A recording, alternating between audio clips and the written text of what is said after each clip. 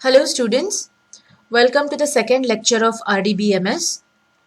आज हम कुछ और concepts के बारे में जानेंगे। तो मैं quickly revise करना चाहूँगी जो हमने last session में पढ़ा था। तो पहले तो हमने देखा कि RDBMS का मतलब क्या होता है, Relational Database Management System। और फिर हमने देखा कि डेटा और इंफॉर्मेशन में क्या फ़र्क होता है और डेटाबेस किस तरह से नज़र आता है हमें। फिर हमने डिफरेंट डेटाबेसेस के बारे में जाना, क्या डेटाबेस सॉफ्टवेयर्स अवेलेबल है, जैसे MS एक्सेस है, ओपन ऑफिस बेस है और MySQL है। तो इस क्लास में हम लोग ओपन ऑफिस बेस या लाइब्रेरी ऑफिस बेस को यूज़ करेंगे। फिर हमने दो टाइप्स ऑफ फाइल्स के बारे में पढ़ा, एक होता है फ्लैट फाइल और एक होती है हमारी रिलेशनल फाइल। रिलेशनल फाइल मतलब कई फाइलों का एक सेट होता है या फिर कई टेबल्स का एक सेट होता है जहां पे हमने डेटा को डिस्ट्रीब्यूट कर रखा है। Then we saw what was database server. तो डेटाबेस सर्वर पे हमारा जो डेटा है वो एक्चुअली स्टोर्ड होता है और डेटाबेस सर्वर को एक्सेस करने के लिए हम डेटाबेस सॉफ्टवेयर्स जैसे MySQL, OpenOffice, MS Access का इस्तेमाल करते हैं। फिर हमने देखा कि RDBMS की लॉन्ग फॉर्म क्या है, इसको किसने फाइंड आउट किया था, किसने इसको इंट्रोड्यूस किया था। EF कॉर्ड नाम के जो साइंटिस्ट थे उन्होंने इसको इन्वेंट किया था। फिर हमने कुछ और डेटाबेस कंसेप्ट्स के बारे में जाना कि टेबल क्या होता है, फील्ड्स क्या होती है। तो बेसिकली जो कॉलम्स होती हैं वो आपकी फील्ड्स होती हैं और आपके जो रोज होते हैं उसको हम रिकॉर्ड्स या टपल्स भी बुलाते हैं। और हर एक फील्ड और वैल्यू का जो इंटरसेक्शन है, जो सेल है, उसमें जो भी हम लिखते हैं, जैसे 19 है, यहाँ पे राम है, यहाँ पे स्टैंडर्ड 10 है, this is called as the value of that field. ठीक है। फिर हम आते हैं टेबल्स की कंसेप्ट में। तो tables are made up of columns and rows. Each row is a record, each row belongs to an item. Columns जो है हमारे वो फिक्स्ड होते हैं, लेकिन हमारे पास जितने मर्जी रोज हो सकते हैं। आप इसको एक घर के तरह विजुअलाइज कर सकते हो। जैसे अगर आपने नया घर आपको बनाना है तो घर का प्लान जो है वो फिक्स्ड ही रहेगा ना। जो भी 2 बेडरूम्स है, एक हॉल है, किचन है, एक लिविंग एरिया है, बाहर पोर्च है, तो जो घर है उसका स्ट्रक्चर सेम ही रहेगा, लेकिन घर के अंदर कितने लोग रह सकते हैं ये चेंज हो सकता है, उस पर कोई लिमिट नहीं है। राइट, 2 लोग भी रह सकते हैं, अकेला भी इंसान रह सकता है, या 10 लोग भी रह सकते हैं उस घर में। तो ये जो टेबल का स्ट्रक्चर है, जो नंबर ऑफ कॉलम्स हमने डिफाइन करे हैं, जो इसका आउटलाइन है, ये फिक्स्ड रहेगा, लेकिन इसके अंदर हम जितने भी मर्जी डेटा हम डाल सकते हैं। फिर columns, like I said, they are vertical structures and they are fixed in number. They can be added or deleted using something called as an alter command. इसको हम थोड़ा बाद में देखेंगे कि इसको हम alter कैसे कर सकते हैं।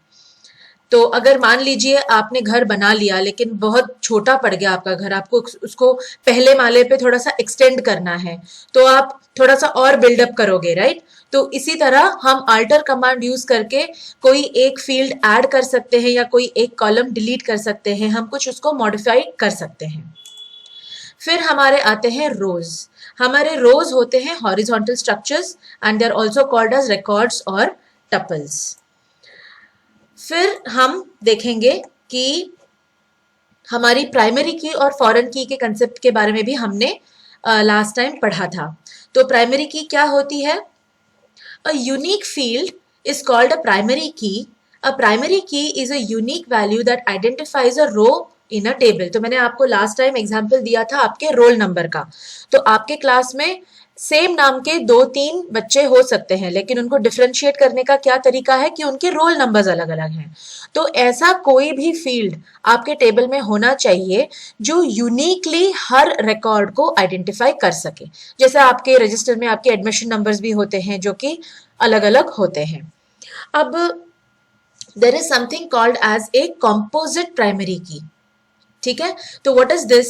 तो when a primary key constraint is applied to one or more columns, then it is known as a composite primary key. अब ये क्या चीज है? अच्छा, आप 10th स्टैंडर्ड में हो, आपके दो सेक्शंस है, right? 10th A and 10th B. अब 10th ए में भी रोल नंबर 1 है और 10th बी में भी रोल नंबर 1 है। अगर मैंने 10th ए और 10th बी दोनों के स्टूडेंट्स का डेटा इकट्ठे एक ही फाइल में रह गया, अगर मैंने उसको डाल दिया, तो मेरे पास दो रोल नंबर 1 होंगे, दो रोल नंबर 2 होंगे, दो रोल नंबर 3 होंगे, रिपीट होंगे ना। तो अब रोल नंबर जो है, ये फील्ड इनफ नहीं है हर एक बच्चे को यूनिकली आइडेंटिफाई करने के लिए। तब हम क्या करेंगे, वहां पे एक और फील्ड डालेंगे जिसका नाम होगा सेक्शन। तो रोल नंबर एंड सेक्शन का जो कॉम्बिनेशन है, ये तो हर बच्चे के लिए अलग होगा ही होगा, right? Because roll number A of section, roll number 1 of section A तो एक ही बच्चा हो सकता है। रोल नंबर 1 अगर दूसरे सेक्शन में भी है किसी का, तो उसका सेक्शन अलग होगा, रोल नंबर 1 एंड बी होगा वो, राइट? तो अब मैंने क्या किया, अब मैंने दो कॉलम्स की सहायता ली इसको यूनिकली आइडेंटिफाई करने के लिए। सो जब मेरी प्राइमरी की मोर देन 1 कॉलम का यूज करती है, मोर देन 1 फील्ड का यूज करती है, तब वो बन जाती है कंपोजिट प्राइमरी की। हमने एक ये भी देखा था, एक टेबल थी जिसमें क्लाइंट आईडीज वगैरह थे, तो इसको हमने स्प्लिट कर दिया था between a client table and a sales table. तो क्लाइंट टेबल में क्या डिटेल्स आएंगी, सिर्फ क्लाइंट की डिटेल्स आएंगी, क्लाइंट आईडी आएगी, उसका नाम आएगा, एड्रेस और फोन नंबर। और सेल्स टेबल में क्या आएगा, ऑर्डर की डिटेल्स आएंगी, लेकिन यहाँ पे सिर्फ एक क्लाइंट आईडी हम मेंशन करेंगे। हम दोबारा दोबारा पूरे क्लाइंट की डिटेल्स यहाँ पे मेंशन नहीं करेंगे। तो जो हमारी क्लाइंट की टेबल है, यहाँ पे प्राइमरी की कौन सी बनी, क्लाइंट आईडी, क्योंकि ये हर क्लाइंट के लिए अलग अलग है। और सेल्स टेबल में हमारी प्राइमरी की कौन सी बनी, हमारी order ID along with my client ID. ठीक है, तो इन दोनों को मिला के जो है मेरा जो सेल्स वाला टेबल है, उसकी मेरी प्राइमरी की बनी। तो यहाँ पे ये एक कंपोजिट प्राइमरी की है, यहाँ पे ये सिर्फ एक नॉर्मल प्राइमरी की है। उसके बाद हमने कुछ और भी देखा अबाउट फॉरेन की। मैंने आपको फॉरेन की मेंशन शायद लास्ट टाइम नहीं किया था। तो इस टेबल में जैसे आप देख रहे हो, ये जो क्लाइंट आईडी है, ये क्लाइंट आईडी किस टेबल की प्राइमरी की है, क्लाइंट टेबल की है, लेकिन फिर भी हम इसको यहाँ पे यूज कर रहे हैं। तो क्लाइंट आईडी, सिर्फ क्लाइंट आईडी मेरे सेल्स टेबल में फॉरेन की मानी जाएगी, because it is a primary key of some other table which we are using it in our table. So client ID becomes my foreign key. ठीक है जी? तो ये था हमारा लास्ट सेशन में हमने जो भी पढ़ा इसके डिटेल्स। अब हम नेक्स्ट सेशन 2 में चलते हैं, जहां पे हम सीखेंगे कि एक create and edit table using wizard and SQL commands. तो हम टेबल्स को कैसे क्रिएट कर सकते हैं। बेसिकली हम जो हमारा लाइब्रेरी ऑफिस बेस सॉफ्टवेयर है, उसको कैसे स्टार्ट करेंगे, उसको कैसे उसका यूज होगा, ये सारी चीजें हम इस सेशन में पढ़ेंगे। तो पहले यहाँ पे फिर से टेबल का डेफिनेशन दिया हुआ है, जो कि मैंने ऑलरेडी कवर कर दिया है। टेबल्स, कॉलम्स, फील्ड्स, रोज, टपल्स, है ना। डेटा टाइप्स, यस, हमारे डेटा टाइप्स बचते हैं। तो जैसे कि हमने इस टेबल में देखा था, यहाँ पे और यहाँ पे ये दो टेबल्स हम रेफर करेंगे। आप देख सकते हो कि कई फील्ड्स है या कई कॉलम्स है जिसमें सिर्फ नंबर्स हैं, कई फील्ड्स है जहां पे सिर्फ अल्फाबेट्स हैं, कई फील्ड्स है जहां पे डेट टाइप ऑफ इंफॉर्मेशन है। तो इसको हम कहते हैं data type. What is the type of your data? क्या वो न्यूमेरिकल डेटा है, क्या वो सिर्फ अल्फाबेटिकल डेटा है, या क्या वो कोई और टाइप ऑफ डेटा है, जैसे डेट है या ईयर है या ऐसा कुछ और यूनिक काइंड ऑफ डेटा है। तो आइए देखते हैं कि हमारा जो डेटा बेस है, लाइब्रेरी ऑफिस बेस जिसका नाम है, ये किन किन डेटा टाइप्स को सपोर्ट करता है। तो पहले तो आता है आपका न्यूमेरिक डेटा टाइप। तो बेसिकली डेटा टाइप को 5 टाइप्स ऑफ डेटा में बांटा जाता है। एक है न्यूमेरिकल डेटा टाइप, एक है अल्फा न्यूमेरिक डेटा टाइप, फिर आपका बाइनरी डेटा टाइप, फिर date time, and then there is some other variable data types. तो न्यूमेरिकल डेटा टाइप में देखेंगे कि numerical data types are used for describing numeric values for the field used in the table of a database. जाहिर सी बात है कि हम लोग सिर्फ उसको नंबर्स को रिप्रेजेंट करने के लिए यूज करते हैं। Numeric data types in a database can be used for storing information such as mobile number, roll number, door number, year। हमारे अगर चंडीगढ़ का एड्रेस लिया जाए तो हमारे पास हाउस नंबर होता है, सेक्टर नंबर होता है, ईयर ऑफ स्कूल एडमिशन, तो जिस साल में एडमिशन हुआ था, जिस साल में बर्थ ईयर आपका था, ट्रू और false statements, statistical values etcetera. The different types of numeric data type available are listed here। तो numeric data type में further हमारे सब types हैं। तो आइए देखते हैं वो सब types कौन कौन से हैं। फर्स्ट वाला है आपका boolean। अब boolean data type में सिर्फ दो वैल्यू स्टोर होते हैं, true और false, और yes और no। तो बुलियन में हमारा सिर्फ आता है true and false and yes and no. तो इसके वैल्यूज यूजुअली 0 या 1 में ही दिए जाते हैं। फिर आता है हमारा एक और type of data type which is called as tiny int. Int मतलब इंटीजर, तो टाइनी इंटीजर। तो ये जो tiny integer type of data है, इसमें हम सिर्फ 0 to 255 तक ही नंबर स्टोर कर सकते हैं। फिर आता है हमारा स्मॉल इंट। तो स्मॉल इंटीजर में हम -2 to the power of 15 to +2 to the power of 15 -1 इतना डेटा, इतने रेंज का डेटा हम स्टोर कर सकते हैं।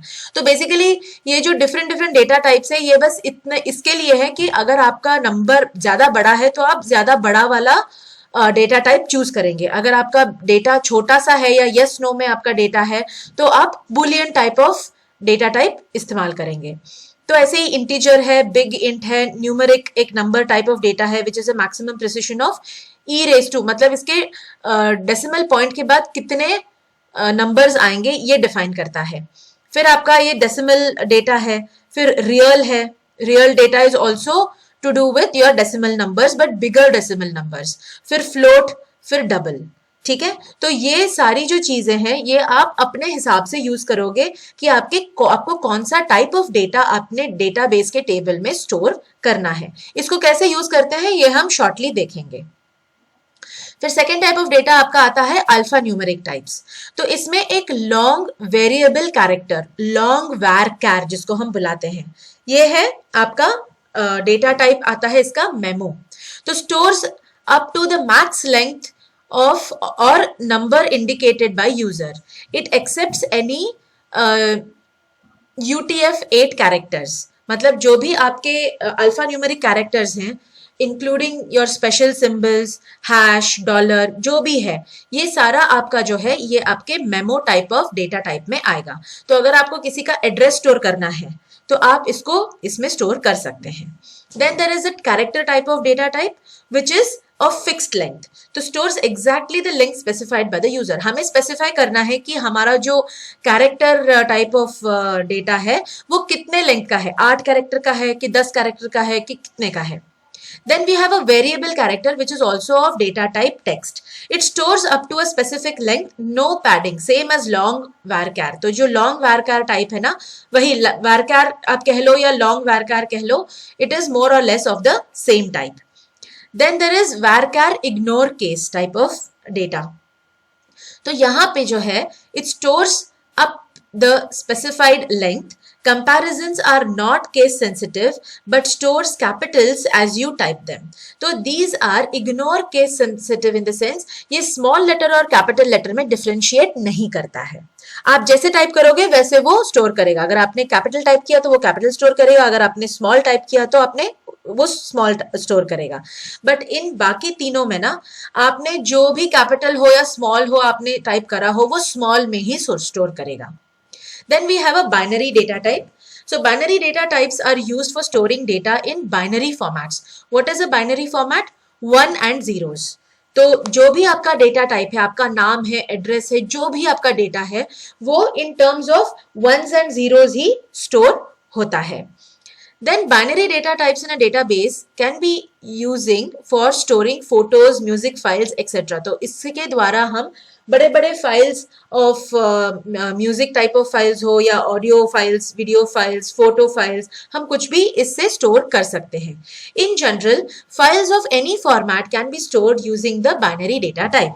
The different types of binary data types available are listed below. One is a long variable binary, which is usually used for an image kind of data to be stored. Then we have a binary which is of fixed length. Then there is a variable binary where it stores any array of bytes. No validation is required. तो हम यहाँ पे कोई भी array of bytes मतलब string of bytes we can store here. Then next type of data type is a date time data type. So date time data types are used for describing date and time values for the field used in the table of a database. Date time data types in a database can be used for storing information such as date of birth, date of admission, date of product sale, etc. The different types of data types available are listed here. तो एक है आपका date type of data type which can store months, days and year kind of information जो इस format में होती है. Then आपका time store हो सकता है कि you can store it in hours, minutes and seconds, right? And then there is something called as a timestamp which stores the date and time information together. दोनों को एक साथ वो store करता है. तो हमारे date type of data type में कितने varieties हैं? एक है date, time and then timestamp. Then the last variety is other data types. तो other data types में हमारे क्या आएंगे? आपके any such kind of data that does not fit in the above categories are called as other data types. तो stores serialized Java objects, user applications must supply serialization routines. तो फिलहाल आप अपने अंडरस्टैंडिंग के लिए बस इतना समझ लीजिए कि जो भी डेटा ऊपर वाले कैटेगरी में फिट नहीं होते हैं वो सारे अदर डेटा टाइप्स में आपके आ जाते हैं. Thank you.